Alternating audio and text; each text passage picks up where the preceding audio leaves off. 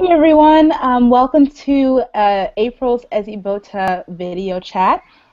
These chats are opportunities for young Africans to meet and network with one another through organized discussion about current events and subject matter relevant to our experiences. And today we're having a conversation about African comedy. And what's very ironic is that something that I've posted as sample material for us to watch on YouTube in preparation for this discussion is kind of already happening at my house. My mom is having a very loud, very Nigerian conversation with another Nigerian in Nigeria.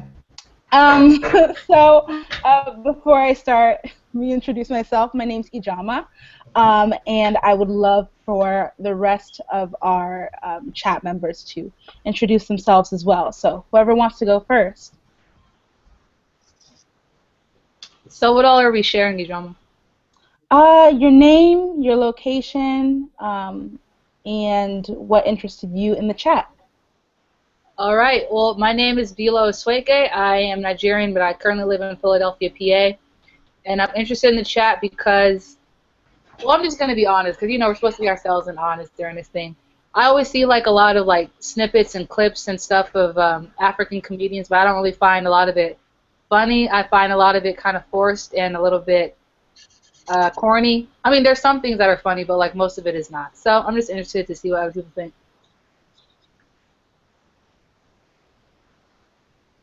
Anybody else? Thanks, Viola. I'll sign up. Yeah, so hello, my name is Paulus. I'm kind of Kenyan and partly Congolese, and I currently stay in Finland, where I study and also work. And the reason why I came to this particular chat is because I'm crazy about Trevor Noah, and you should know more about him too if you haven't heard yet. Say that one more time so we can hear you again. Say that one more time. Oh, you can hear me. Oh, yes. So let's say it all.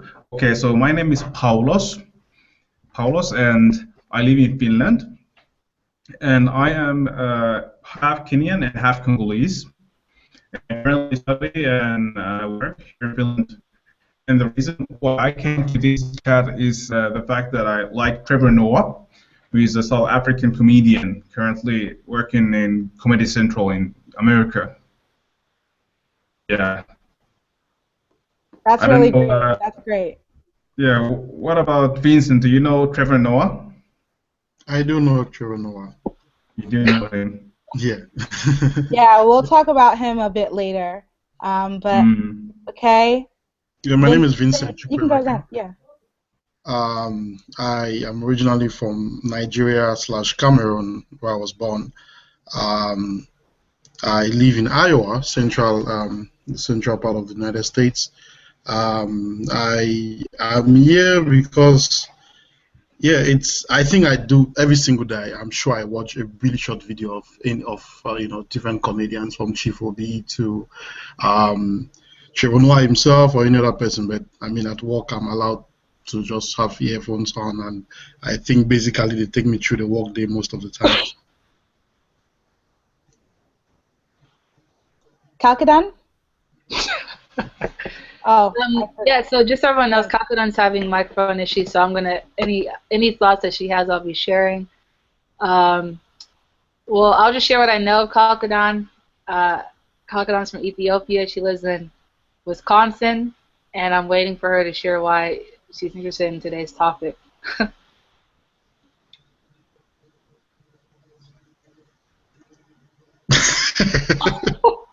Bila, there's no waiting face. You're doing a waiting face. Okay, I'm Kalkadan, and I am Ethiopian, but currently living in Wisconsin. I'm interested in the discussion because I do watch videos on the daily about some comedians, mostly those that are African.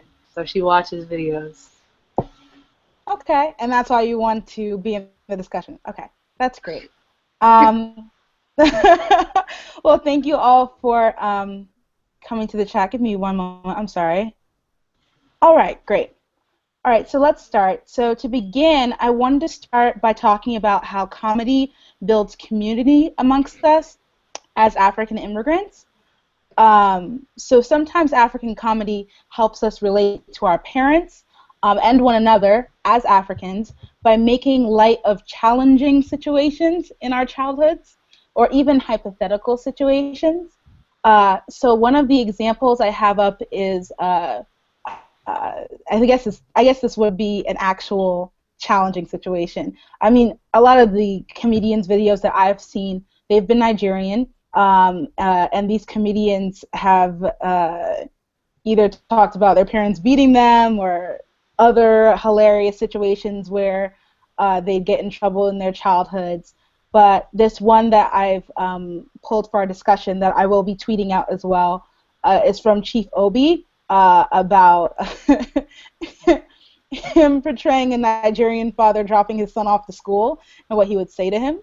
I don't know if you guys were able to watch that, but how have you related to any kind of African comedy that you've seen, even if it's in a tiny way? Well, Can I start? you can go ahead, Paul. Yeah. Yeah, okay. My corner, but for me, first thing that comes to mind is language barrier. So for me, I cannot watch every African comedy because if it's not, for example, English, PG English, there might be difficulties in understanding the jokes. And of course, as a diaspora, there might be some jokes that are quite a lot more like culturally relevant to them. Than to me because I'm not in the same place with them. But what I like about African community that it also shows the facts that despite being this diaspora, I share with them. So it like if like they make jokes that make me laugh despite the fact that we are in such different environments, it shows what we have in common. So that's the good thing I like about it. Anyone else? Yeah, I'll go ahead and answer that. I don't know if this is supposed to be a comedy or not, but I saw like it was like a music video. Who stole the meat from the cooking pot? And it was just funny to me because I always used to steal meat from the cooking pot. Like when I was a kid, make sure nobody was around, you know, and I would stick my dirty little hands into the pot and steal the stockfish. And you know, it probably sounds bad right now, you know. I don't apologize. That was really good. So I mean, but just hearing a whole song dedicated to that and like some of like the cultural. It was honestly watching that video was comforting to me because like growing up in America, I don't think a lot of my classmates, especially going to a suburban white school, had the same experience of stealing the meat from the cooking pot. So it was just kind of like a guilty pleasure, and so listen to that song. Again, I don't know if it's supposed to be funny, but it was hilarious because I could not sing, couldn't act, none of that. Okay. Anyone else? Yep, I would say for me it's a little bit different because I was born in a continent and I was born in Cameroon and I've lived in Nigeria equally, not that long, but there's a lot of stuff which has been, I mean, it's funny because then you're like, well, I understand that some people did go through it. For example, Beulah, yourself, Ijoma, I'm sure Paulus, all of you did go through your parents behaving that way. But even for myself who was born in another country, the Nigerian parent thing doesn't, I think it doesn't really care where they are, basically. So, It's I true. mean, It's true. my parents who were Igbos in Cameroon, they didn't really care that to Cameroon. So, like, they'll dictate your friends. So, at the end of the day, the friends which I had from when I was born, basically, are the same which I graduated with from college, and all of them were Igbo boys.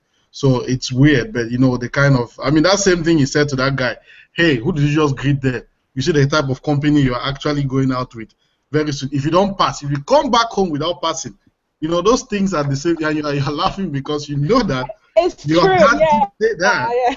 My dad did tell me that, why are you talking to Cameroonians? That these Cameroonians who don't know what they're doing, why are you talking to them? But then at the end of the day, you realize that they can't really, as much as they try, they can never take the fact that you were born here. But I think it all comes from a place of really great love, which I think I really appreciate. Yeah. But I really love the African, like the Respect your parents. Yeah, they are actually giving so much awareness to things which we cannot actually talk about, and I think their audience has transcended just, you know, us here I think it has gone everywhere, and I'm really glad about that. And I promise you, I follow every one of them, from Chief Obi to Ikami to the Fox himself to Wawa Boys to every single. I could name you them. I've watched all of their videos. I'm kind of those are great points, because we're gonna touch on all of those deeper later, but those were actually great points. Really quickly, I want to watch Kakadan, yeah. I wanted to share Kakadan's comment. She said, because I've not always had the cultural aspect, the comedy has been an outlet to understand some of the humor and mannerisms. So I think she's saying that because she hasn't always been embedded in that comedy helps understand some of the mannerisms that I guess she sees from other Ethiopians. And I also just wanted to share, EJ, I don't know if you're going to point on this, but there was a trailer about like an Indian girl that was born in America and like her cousin coming over from India. I think it's called like Fob. Calcadon's laughing, so I think she knows what I'm talking about. Yeah. But like I was watching it and I was like, this could be the same storyline, the same punchlines if it was a Nigerian. Like, and it's just so interesting because Vincent said the humor transcends. So it's even a way for us to connect with people from other communities. So I just think that's pretty cool. Yeah, I do really want to point out, I love that Vincent pointed out that regardless of whether or not we found it funny that our parents told us X, Y, or Z, it always came from a place of love. So I think it's important that we at least communicate to people who are not African that we're not laughing at our parents. We're like, it's a celebration of who we are. Like, we actually like that. It's funny to us, but it's funny because it's nostalgic. It's funny because I remember being a kid at that time and not understanding, but now I understand, so that's why it's funny to me. But my next question would be, do you all think that West African comedians have controlled the narrative too much? Or even if they have, does it matter whether or not they have? Is there a common thread? Or do you think that this alienates other African comedians? Who would like to go first? Go ahead. You just raise your hand. Raise your hand. Yeah, raise your hand. Yeah, raise your hand is better because I can track people. You know, we're talking about African parents and about Africans, so this raising hand thing is part of, you know, the drill. But I think I have a theory about what happened basically. Think about it this way: the East Africans the East Africans going towards the South, they didn't get hit that much by slavery. I know I'm going to come from a very far distance, but they didn't get that hit too much by slavery. The Bight of Biafra, you know, the Bight of Bonny and everything, which was where we got a lot of the slaves from. You know, you could extend from Congo itself, that Democratic Republic of Congo, Brazzaville, going down to Senegal or Gambia, was a place that we had a lot of slaves. Now, most slaves we know came from that Calabar area, which is coming from Cameroon itself and Nigeria itself, most of them. And we know that Liberia, Sierra Leone were formed by slaves who were rescued. So all of that is history. But think about the fact where if the population is here in the United States, which is mostly made up of West Africans, then there would be that the community is bigger, basically, if you think about it. It's a bigger community, and then we equally had the Liberian wars that make a lot of Africans to migrate between the late 80s to the 90s to the United States. So that equally increases the population of West Africans in this area, especially Nigerians and Ghanaians. These people started traveling a long time ago. Even by the time we know of Marcus Garvey and all of those people, they were related to, you know, people back there. So all of those things are things which I think grew the population of West Africans. And then because of that, we had more people come up. And I mean, it's not that Eastern Africans or South Africans are not funny. There's this one guy from I think Kenya or Tanzania, but he is so good. He actually came to Nigeria, and the Nigerians were saying that all of I think he came to a show organized by AY or Basket Mouth, and they were saying that this guy was better than all of the Nigerians put together. Because it's kind of he was really good because his own joke was different, and he was making joke about Nigerians, you know, and West Africans. He was like, hey, this is the only place where you could actually do this or do that. So I think it's something which is interesting to look. I think that's my own perspective of why. No, that's a great perspective, and thank you for talking about African comedians on the continent. I think they get left out sometimes, and people don't understand there are working comedians who are very successful in Africa. Anyone else on that point? Do you think that there are common threads amongst us as Africans being raised by our African parents, such that we really don't need that much of a variety? Or go ahead, Beulah. Well, I mean, so your initial question was asking, do West Africans dominate the comedy scene, I guess? Yeah. Yeah. So, I mean, yeah, and I think it's kind of, isn't it, I feel like it's reflective of West Africans dominating seemingly everything. Like, I remember when I was first, like, fully grasping my whole, like, Africanness, right? I had to understand that I wasn't grasping Africanness. I was grasping West Africanness and like Nigerianness, because I think a lot of people that feel like they know about the continent, they only know about Ghana and Nigeria, but they feel like they know about all of it. And it's just like you're doing such a disservice to the continent and to like the people that are not always represented. I don't want to say misrepresented, because there is no representation really. It's like underrepresentation. So I mean, for me, when I want to find certain things, I feel like I have to do so much more research. I don't really know the solution to the problem, but I do think it's a problem, and I don't think that how Nigerians or Ghanaians relate to each other is telling of how we all relate to each other. I know that for the Ethiopian, and this is even bad. Like, to think of an opposite, I'm like, okay, Ethiopian and Eritrea, I got everything covered, you know? No, don't ever say that to anyone who is Ethiopian. Don't say that to anyone who's Eritrean either. Like, no. I try not to. But like even then, I didn't know. Well, and this might be just one person's perspective, so I don't want to offend anybody. But even then, even a lot of people are like a lot more reserved, so their humor might be very different. Like their punchlines might have different delivery. I would love to learn that. I would love to be able to appreciate that, but I don't see it. So. Yeah. I do notice that void. Kalkadan, I'll wait for you, and then I'm excited for your commentary. So. Yes, tell it. We'll give you a moment. May I fill in? What I was thinking about, it was me. Whoever has the video, mute it. It was me. Go ahead. So it was my word, sorry. So about West Africans dominating it, I think it's right what Vincent said, because America has a lot more exposure in the global, scale compared to other African countries that don't have like special ties to countries like USA or other European countries that have like a big entertainment industry, and that's the reason why.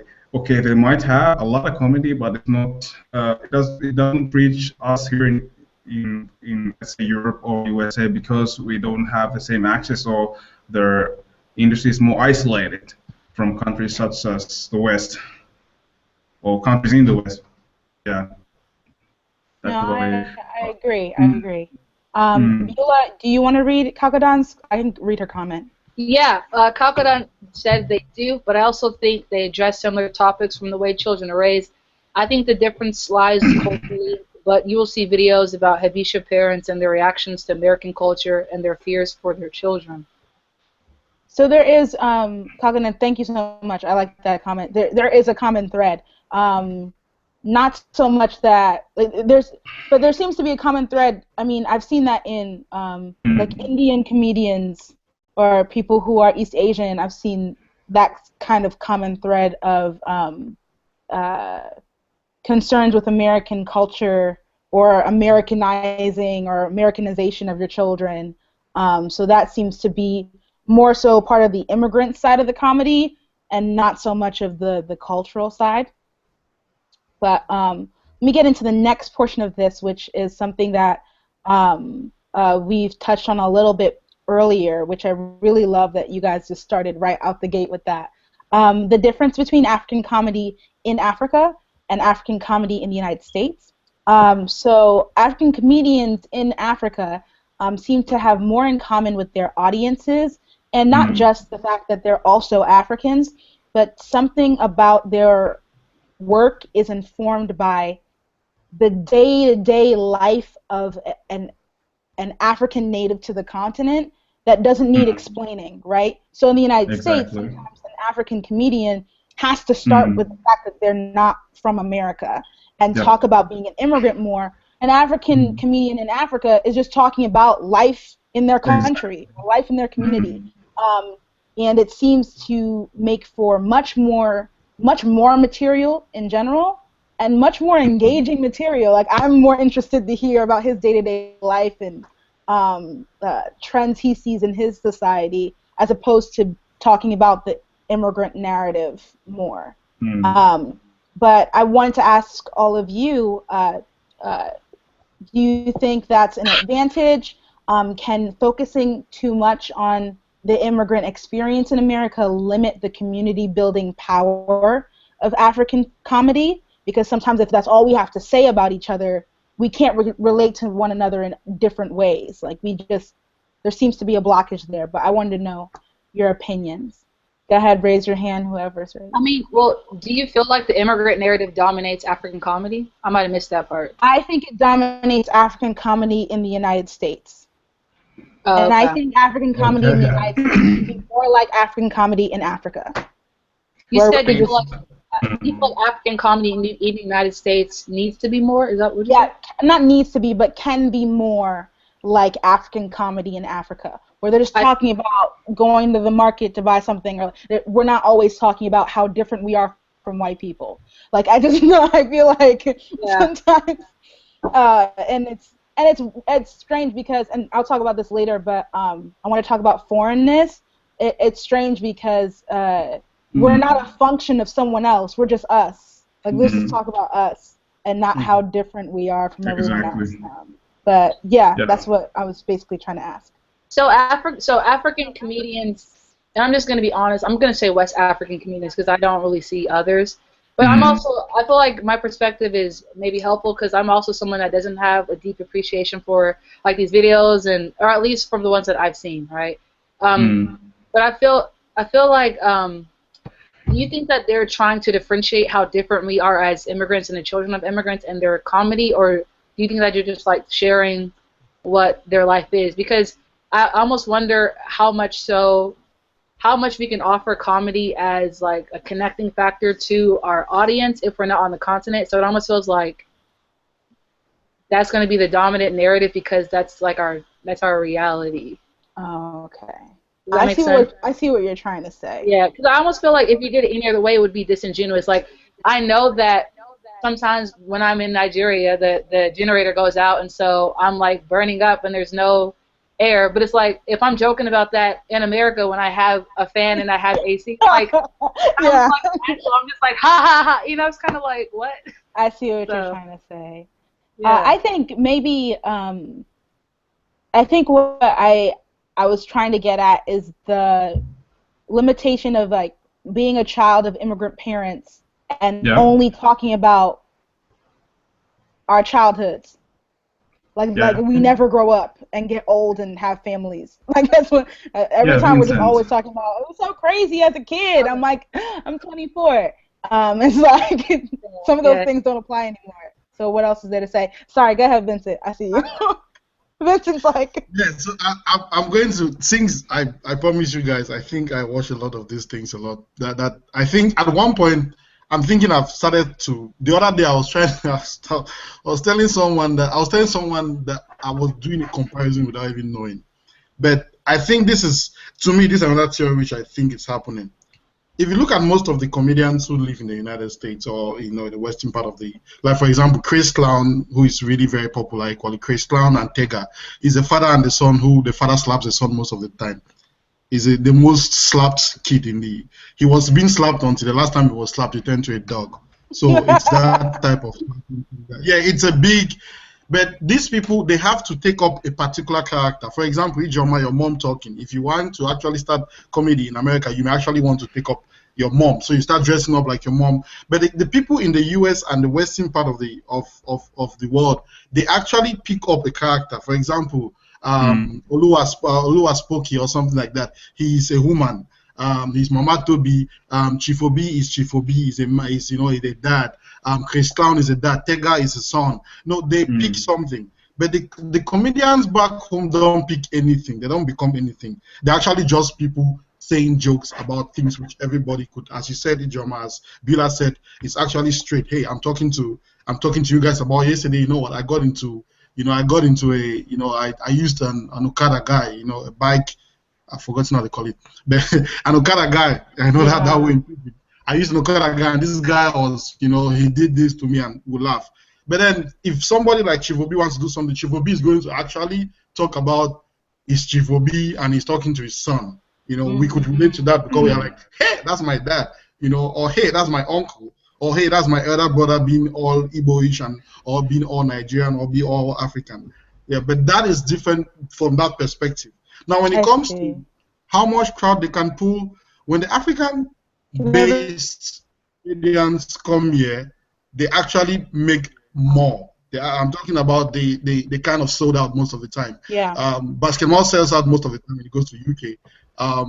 When it comes here, it equally sells out a lot. AY equally does the same thing. Most of those people sell out most of the time. I think what the American-based or Western-based comedians are doing now is that they have started becoming MCs at events, and that's giving them a lot of money. I mean, I know the range of their price is between $2,000 to like $5,000. I know that people actually, somebody like Chief Obi is at this moment, if I'm not mistaken, around the 5,000 to 10,000. Yeah. He may be the richest. Yeah. And they are now being endorsed by companies. That is the part where most people have not actually realized. Most of them are now being endorsed by companies, and those endorsements pay them a lot. So these kids who started something like, hey, let's make a joke and put it on YouTube. Today, that most of them have left their jobs and are doing that full time. I mean, just 2-3 months ago, Chief Obi was featured on a music video or on a song with Two-Face and Final. And all what he said was he made a clip. He had made a clip a long time ago of him talking like, what's his name again? I've forgotten this guy. I don't know if it's Fat Joe or something. The guy, he was talking to some girls who came, and he was talking to them, and Chief Obi changed it to him talking to them in Igbo and telling them that, why did you come with your friends? I told you to come alone, and you brought all of your friends to come and eat my money. Now he's in a music video, and that music video is up for awards and stuff like that. So I think everybody's finding their niche, and knowing that, hey, you know what, if I stick to being Mama Toby, I'm going to be fine. If I stick to being Toby, I'm going to be popular like that. If I try to talk about just, somebody who exhausted himself was actually, what's his name again? The Ghanaian guy whom Dina just said she actually spoke. Clifford? Himself because, Clifford, yeah. Okay. Clifford kind of exhausted his comedy at one point, and if he was this in the future, he would actually have recognized it. His comedy was actually getting exhausted by just being that person who stands up in the morning and dances.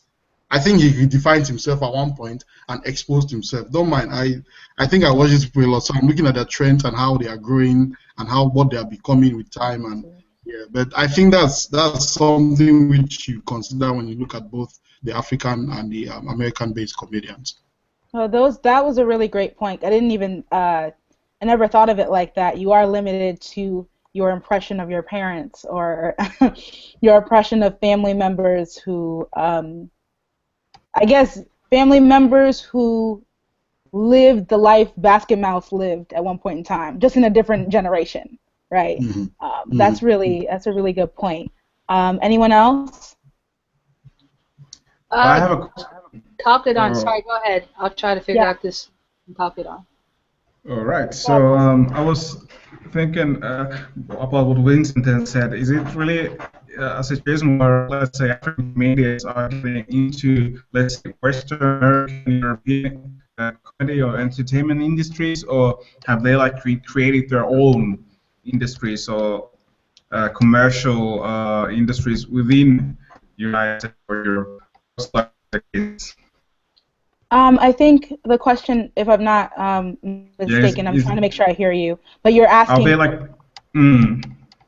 Okay, are they like part of the mainstream, or are they creating their own like subculture? So no. So right now it appears to be that they're creating their own subculture that may or may not push itself into the mainstream, because that's what always happens. You know, anything in the United States, anything in the world is really big underground, and then it peaks its way into the mainstream, and then something bad happens to it usually, right? It's not understood the same way because it's not meant for mainstream audiences. Exactly. So right now, yes, they are creating their own subculture, but in the past, and we'll talk about this a little bit soon, but in the past, African comedy that I saw growing up was limited to people making fun of us. So there's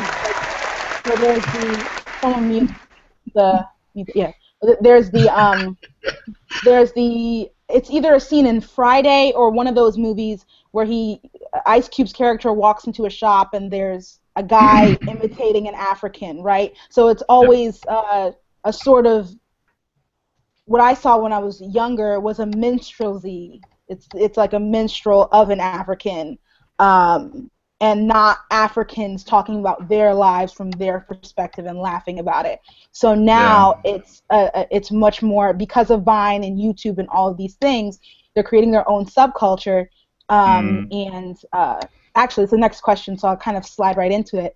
What I've actually seen is that they don't, whereas before African actors who did comedy might have to play into those African stereotypes to get a job in mainstream culture, they don't need that anymore. They can just be comedians and make money, like you said, like Chief Obi, and be fine. They don't need the attention or money of non-Africans to be successful. So that's what I've seen so far. Really quick, EJ, can I just comment that Kalkadan offered? So she said, a lot of the discourse in the U.S. is about the immigrant narrative. I don't necessarily think this is a limiting factor because that is their reality. I think, if anything, it brings communities together because of the similarities. I think it will be interesting to see how first-generation children end up raising their children and what will become the humor and their upbringing. I think comedy is evolving. Yeah, it's a great commentary. I understand what you mean. Yeah, I understand what you mean by that. I like that. Thank you so much. I mean, EJ, can I just say something in response to what you said, though? Yeah. So it's interesting because I share with you. Like, I used to be disgusted when I would see like this person with some kind of chopped up, very foreign accent that wasn't. I didn't know what they were saying, but like I was supposed to get it, and everything was like making fun of Africans.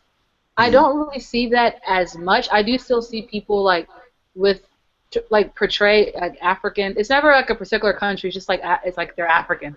That's a little. It's the same kind of problem, but it's a little more nuanced. But I agree with you. Yeah, but I don't see it. It's not as like blatant as it was when I was growing up, right? Yeah. But it's just weird though because from my understanding, I cannot foresee an African comedian being in a movie, a television show, and like doing anything that doesn't have their Africanness at the expense. Does that make sense? Yeah. It's almost like it's unfortunate, but I just can't see it happening. So it's like, yeah, I think we have grown up and evolved, but like not really.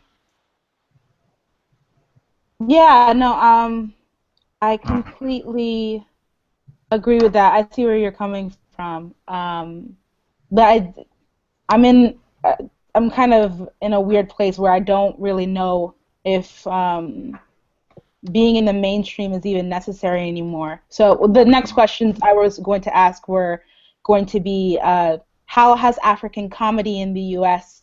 And in U.S. pop culture evolved over the years? And what are some quote-unquote old African jokes you've heard of? And also, are they laughing with us or at us? And at what cost? So Beulah already spoke a little bit about this, but I don't know if all of you were able to watch the clip from Trevor Noah's Netflix special. I think it's called Lost in Translation. But I noticed that he's talking about being a biracial South African, which comes with a lot of context. Is really interesting. You know, he said, "I was born a crime," which is true. He kind of was. So his comedy is imbued with a past that may have been difficult, but he was able to find some sort of comedy in it. But I did notice that a lot of the audience was white. So it's like,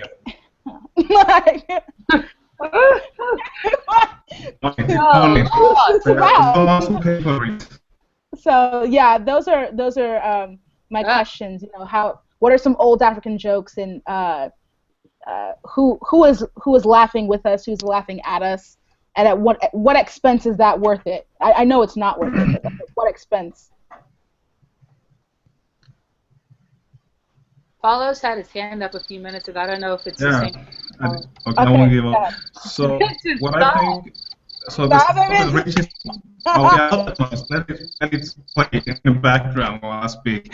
So yeah, what I'm saying is that the comedy that reaches me is usually comedy that has been filtered by the culture where I live here in Europe. For example, that the comedy that reaches me, let's say on television, which is usually owned by the local people, usually tends to have those negative nuances that are there because of historic reasons, because we know that blackface has been like many years, and many Europeans, many North Americans consider it funny even though it might be offensive. But I think now we have a lot more of genuine African comedy that is not just about how like they see us, it's also about how we see ourselves. And it's mostly because of internet, because the internet gives, for example, for me, a possibility to see stuff that I will never see and never do see on television. So that's where I see it. Thank you, Vincent. Yeah, Vinny. Yeah, yeah. I would say. Let me see. I'm trying to put my thoughts together. Just remind me again. You said what was the main point you're driving towards? The question is, what are some old African jokes that you've heard of? And by that I mean jokes about Africans.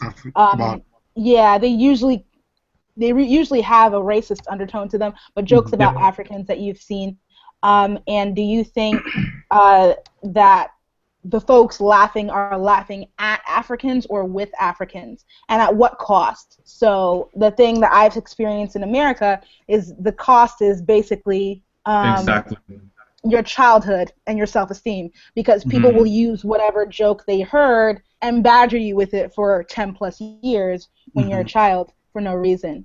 So that's the question is, what are some old stereotypes or jokes you've heard, and who was usually laughing at them?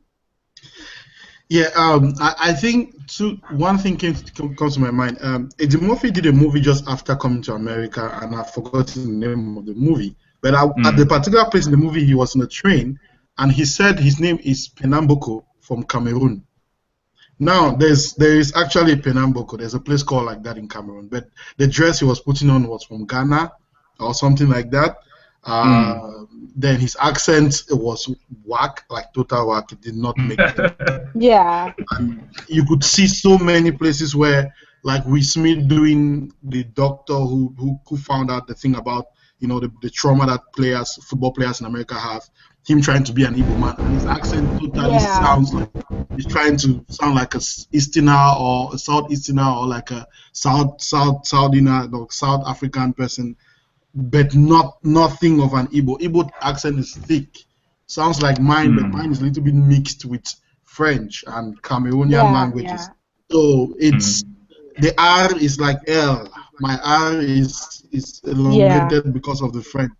Sometimes the L sounds like R. So it does not sound like that. So I think they were laughing at us, but now they have changed. they have actually straightened up. Basically, because look at Hollywood today. The funny thing is, look at Hollywood.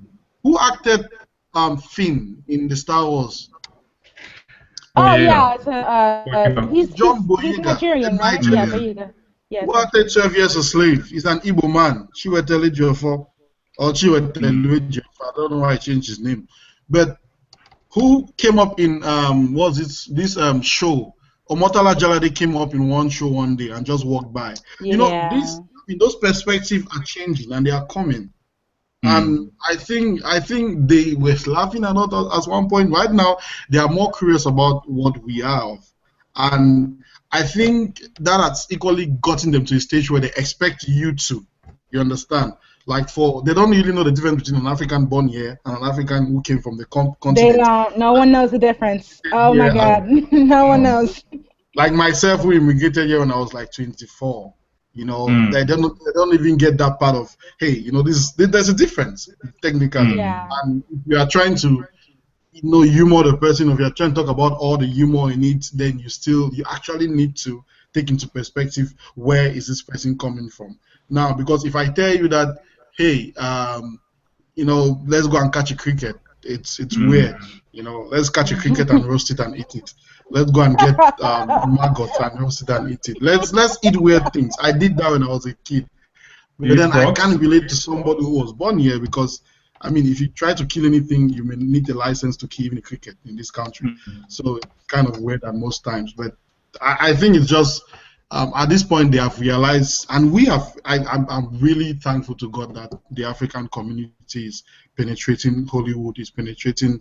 You know, I don't know what they call the one in England, but you know, it's just penetrating the whole, you know, sphere of, you know, entertainment. And these YouTube videos are there. You are seeing white women who have started speaking like Africans. There's what's that thing called? There's this Oyibo, what's that woman called? There's like 3 to 4, 5, 6 white women who speak like Nigerians online and who tweet. There's this girl called Ellen Baby. She totally sounds Nigerian. You know her, right? Yeah. I think she's in Europe. Yeah. But she's white. You know, you ask yourself that question. So it's getting them. It's getting them. And I think an interesting thing which I just thought of is, you guys talked about I think it's Ijoma or somebody talked about where would the humor be? I know it was Kalkadan. She said, what would the humor be when first generation kids have their own kids? And how would that humor be?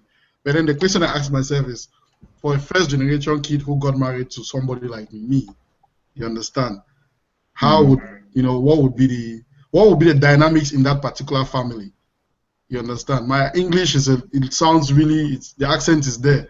So would my kids be laughing at me more and not laughing at their mother who speaks clear English like them? Or they'll feel like their mother is different from their father? Because, you know, all of those things are things which we have to take into consideration.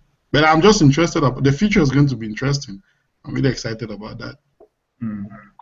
I think I hope somebody mute this. I'm echoing. Okay, can you guys hear me? Am I still echoing? Yep. No. Oh, okay, good. my heart stopped. I think the specific thing that gets me a little offended when people who are black but not African try to, like, actors try to take on African roles is that they don't commit to them.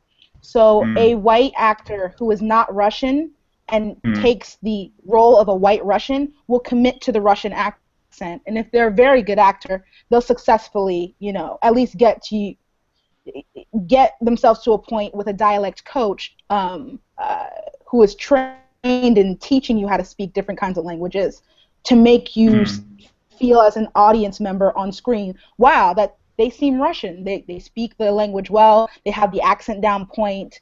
It's more about a commitment to character that I don't see black non-actors having for black African roles. If someone gives you a role to play of a West Indian, give me that country. And if someone gives you a role to play from a specific African country, especially where, like, in situations where the country and the tribe is very explicitly stated, that is a blessing. Find that immigrant community in America and stay around them for 3 months. You'll pick up the accent. So the only thing that I didn't like about, you know, things like Half of a Yellow Sun, the movie, and like other instances, the Will Smith concussion thing, is like, Will Smith lives in California. Do you know how many Igbo people are in California? There are also, like, rich, famous Igbo people. Surround yourself with those people and just listen and watch them and pick up what they say and pick up their history and their language. It's not that difficult. Don't sit in a room and stare at that one, either that one Igbo Nigerian person that you're supposed to portray in the movie and try to kind of copy their accent, or watch a video of Nigerians. Like, be actually around them as people. Africa does not exist in the past. Africa exists now. and there are still Africans. There's this weird notion that like you can't find that tribe. They're dead now. Like no, like they're still alive. There's still people there, and if you want to be respected as an actor, you should take that leap to commit to your character, so that everyone feels as though you've given your best performance. So it's more, and for me, it's more so. It shows me that you don't have a commitment to excellence, and that you don't think you have a commitment to excellence as an actor, because how many Africans does everyone see every day? It's like, no. Like, the average person has met enough Africans to know that you're fucking up. So, sorry for language. But so here's my thinking. It's the same reason that somebody can attempt to pronounce a Russian's last name that has 26 letters, but for one of us that has 4 letters, we're like, I can't say that. It's a lack of respect, and it's really across the board. You know, it's comedy, it's academics, it's whatever. It's just kind of like I can't see something like that taking place until we evolve as a world. You know what I'm saying? Like, it's just the respect isn't there. Yeah. It's kind of like it doesn't matter what I do. People are gonna get that I'm an African, so I'm not gonna waste my resources or time or energy trying to like nail it down to a T. Because maybe they're thinking that not enough people will appreciate that effort. And you're right, it does show a lack of commitment to excellence, but I just think that they're maybe like saying, I need to allocate my time and resources in better places, and this isn't a role, or this isn't like something that I can do that's going to get me to the next level. And it's sad, but exactly what we're dealing with. I think with money. Yeah. Money is the big question. Yeah. I want to narrate what Kaki said. Okay. Okay. All right. Great. My Let accent. Paulos go first. Let Paulos go first, and then Vincent, you can say what Kaki said. Okay. Okay. Paulos, go. I think what Bill wanted to say can also be translated into financial terms, because actors are practically working, they're doing a job, they're getting a living. I'm getting a big living from it, and they're thinking about the numbers. If I do this, is it worth my efforts? How much money will I get for it? And until now, the biggest economic pay force has been in Europe, North America. People actually have time and money to spend on entertainment, whereas some other places traditionally have had less financial resources, let's say, to use on entertainment. So that's one factor that turns we get more playtime, or what ethnic groups get authentic representation. But what about Kalki? Go ahead, Vincent. Okay. Narrate what Kalki said. Okay, I'm going to narrate this like a movie. Something that I have personally seen is that as soon as you begin to make fun of your culture, then others begin to feel that it's okay for them to do also. Use that in their conversation. So in regards to comedy, it may be opening up this forum for their use. I think comedy also adds to the danger of the single story. People will accept what they see to be true without considering other sides of the story. That is a great point, Kalkidan. Thank you, Vincent, for narrating.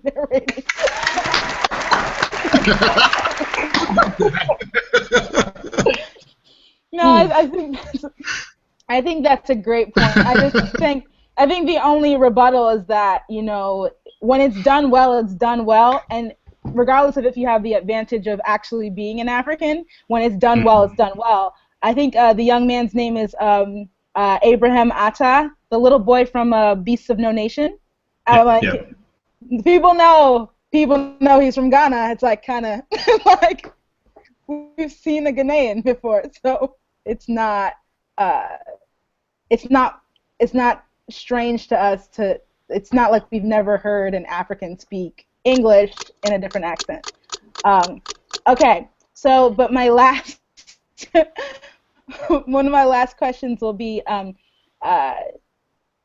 do you think African comedians even need the support of non-Africans in order to be successful? And what I mean by African comedians is, I mean African comedians in the United States, because it doesn't matter in Africa. But everyone's an African.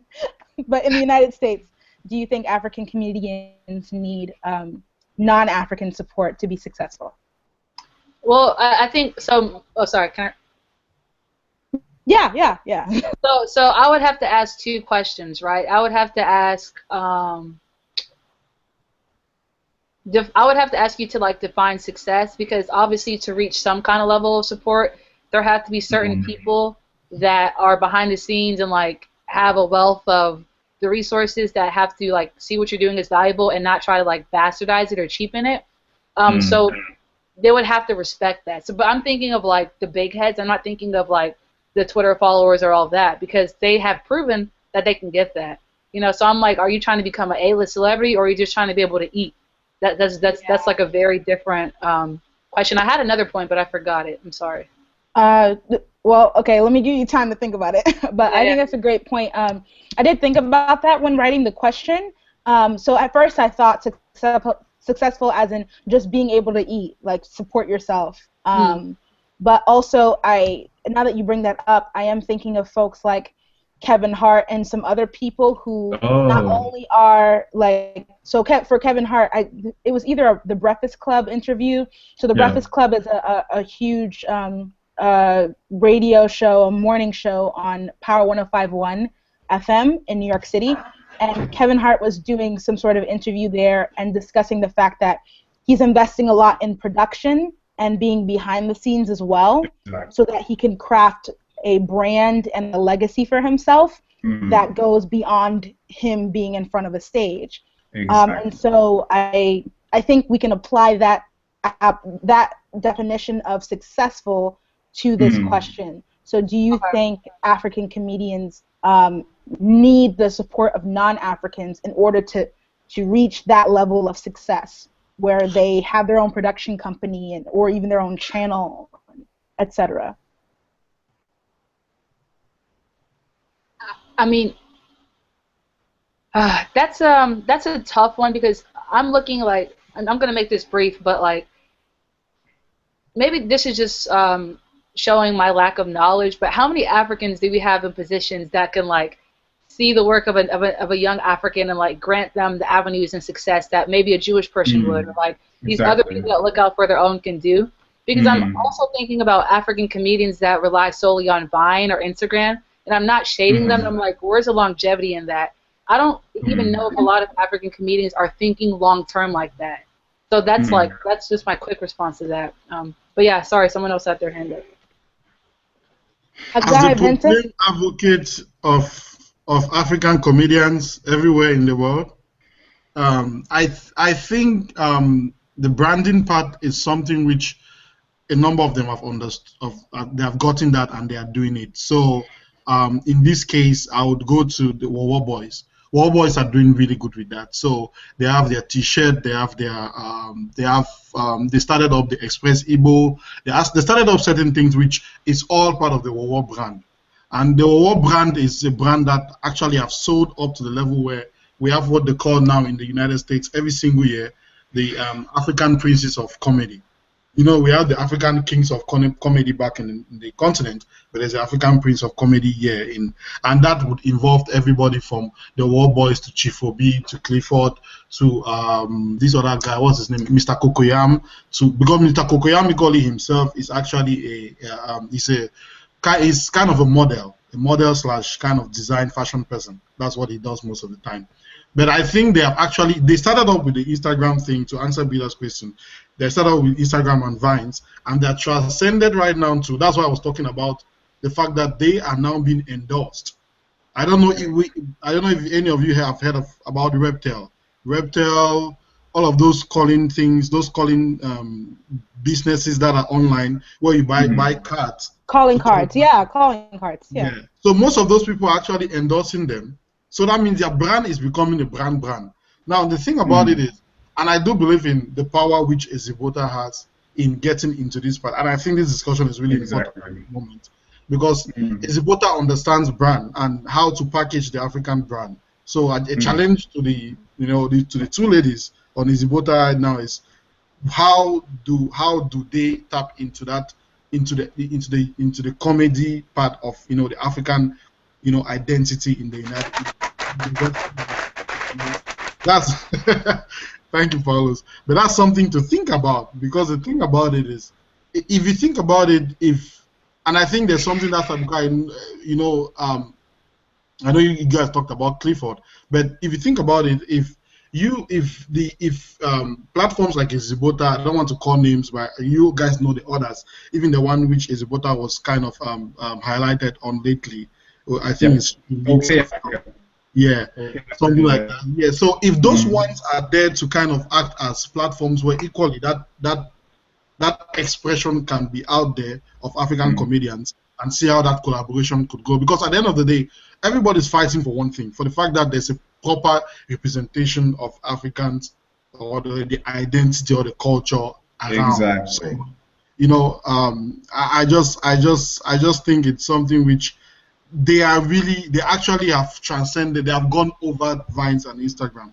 Right now, for those who are really thinking it straight, they went back. This is what they did just this December. If you watch their Instagram pages in December, most of them were back in their country, mostly in Nigeria. Let us just be frank. They were back in the country doing shows, doing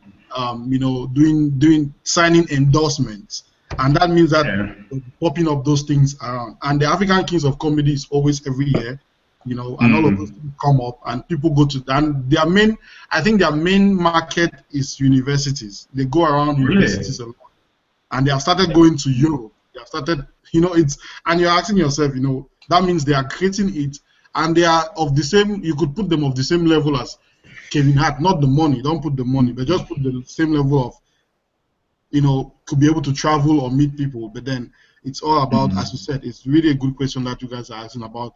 Are they branding themselves well, or are they going to fade away into the annals of Instagram and Vines, and all of those stuff? So it's something to think about generally. I actually agree with that. I think that's a growing trend in Black media in general, especially anything that's on the internet, anything that's on Instagram, Vine, any kind of media. So whether it be a makeup tutorial, there are Nigerian girls who do clothing hauls and all that stuff, even to comedy, and extending through comedy, podcasts. One of the biggest audiences for podcasts are universities, because in universities these kids have enough engagement with certain things to want to listen to certain podcasts.